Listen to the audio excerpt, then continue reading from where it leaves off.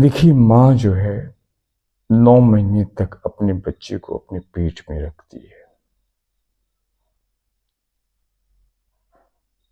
और उसे जन्म देती है।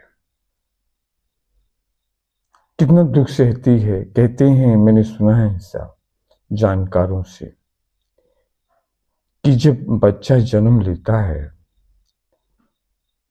तो जितनी पीड़ा उस बच्चे को होती है जन्म लेते समय बच्चे की, उससे कहीं ज्यादा पीड़ा, और वो पीड़ा, वो दर्द जो होता है, जैसे इंसान की जब मौत होती है तो वही दर्द सेम उस समय उस माँ को होती है जो अपने बच्चे को जन्म दे रही होती है। लेकिन बच्चा जैसे ही जन्म लेता है, माँ की खुशियों का कोई ठिकाना नहीं होता है। उसे लगता है कि जीवन में उसने बहुत कुछ, सब कुछ पा लिया। और देखिए, फिर जब तक बच्चा बड़ा नहीं हो जाता, वो बच्चा जो है माँ के बिस्तर पर ही, माँ की गोदी में ही पेशाब कर देता है, गंदगी कर देता है,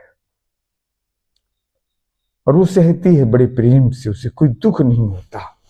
वो कहती है, तो मेरा सौभाग्य है कि मुझे अपने बच्चे की सेवा करने का मौका मिला है।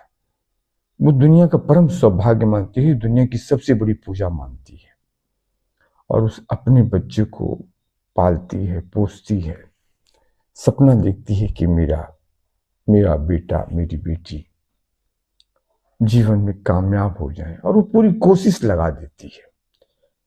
और वो, उसके लिए वही तपस्या होती है, वही पूजा होती है, और उसका उद्देश्य यही होता है कि मेरा उद्देश्य यही है, मेरी तपस्या यही है। फिर वो उसे इस लायक बनाती है, पढ़ाती है, लिखाती है। उस बच्चे को बचपन में कभी बुखार आ गया, सर्दी हो गई, कुछ हो गया, बच्चा भोजन नहीं खा रहा है, दूध नहीं पी रहा है, माँ की हालत खराब हो जाती है, पिताजी की हालत खराब हो जाती है। मैं सिर्फ माँ को ही नहीं वो दूंगा क्रेडिट, माँ तो है ही, माँ तो माँ होती है, लेकिन पिता भी कोई कम नहीं होता है।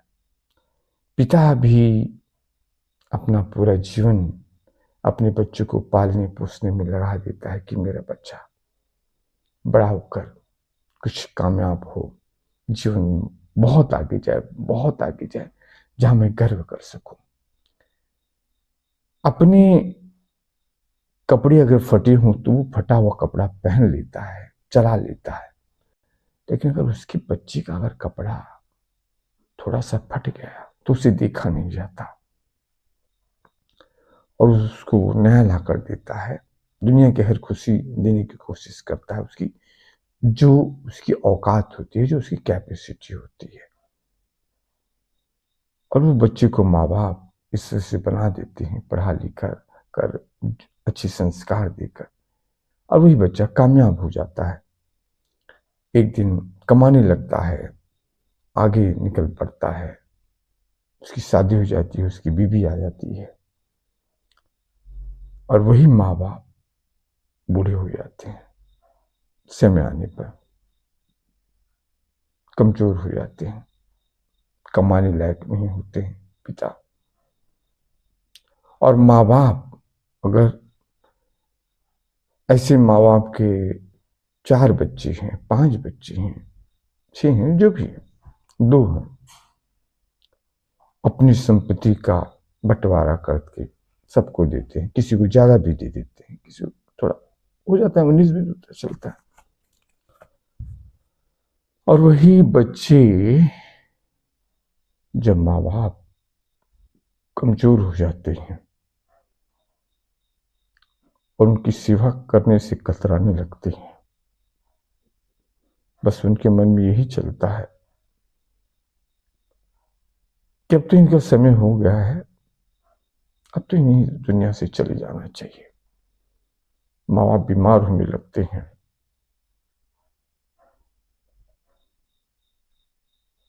उन्हें हॉस्पिटल ले जाना पड़ता है, उनके इलाज के लिए पैसे खर्चे होने लगते हैं। तो उन्हीं बच्चों को बहुत तकलीफ होती है कि जहां जो माँ बाप अपने बच्चे को एक सर्दी हो जाती थी, बुखार हो जाता था, तो माँ बाप का हृदय तड़प उठता था। माँ कहां पुड़ती थी, बाप कहां पुड़ता था कि मेरे बच्चे को कुछ होने जाए। और वही बच्चे, माँ बाप बीमार होते हैं, हॉस्पिटल ले जाना पड़ता है, पैसे खर्च होते हैं, उन्हें तकलीफ होती है, तो कहते हैं माँ बाप चले जाए तो ठीक है, क्योंकि अब उन्होंने प्रॉपर्टी जो है अपनी हमारे नाम पे तो लिख दी है, हम तो आजाद हो गए, हमें तो मालिक बना दिया, जैसी माँ बाप की प्रॉपर्टी रही। और प्रॉपर्टी लिखाने के बाद उनके मन में यही सब चलता है। मैं सब बच्चों की बात नहीं करूंगा, सभी ऐसे नहीं होते हैं, लेकिन कुछ तो होते हैं, और वही कुछ उन माँ बाप को वृद्धाश्रम पहुंचा देते हैं, और कुछ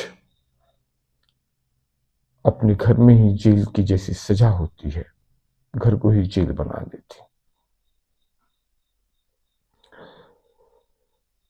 अब आप क्या कहेंगे ऐसे बच्चों को?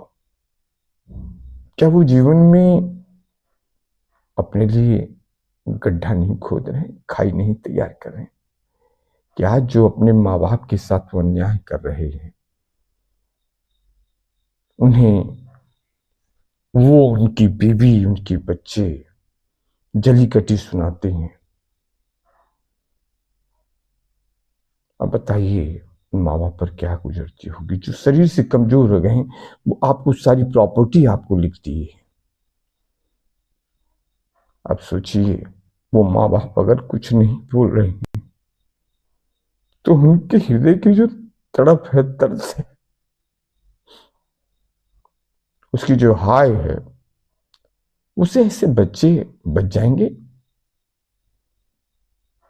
ऐसे बच जाएंगे? वो क्या सोचते हैं प्रकृति उन्हें सुखी बना देगी, ईश्वर उन्हें सुखी बना देगा? याद रखें ऐसे नालायक बच्चे, आप अपने माता पिता के साथ अगर ऐसा न्याय कर रहे हैं, तो याद रखिए आपके बच्चे भी आपके साथ वही करेंगे, और प्रकृति आपसे कई गुना हिसाब करेगी और उसका कई गुना फल आपको देगी। फिर आप कहां जाओगे? इसलिए आपसे अगर ऐसी गलती हो रही है, हुई है, तो उस गलती को सुधारो, नहीं तो न प्रकृति माफ करेगी, न ईश्वर माफ करेगा, और आपको आपके कर्मों का फल कई गुना भोगना पड़ेगा। अगर आप अच्छा कर रहे हो तो आपको अच्छा फल भी कई गुना मिलेगा, और अगर अपने आप माँ बाप के साथ आप बुरा कर रहे हो तो उसका भी कई गुना फल आपको मिलेगा। तो ध्यान रखें।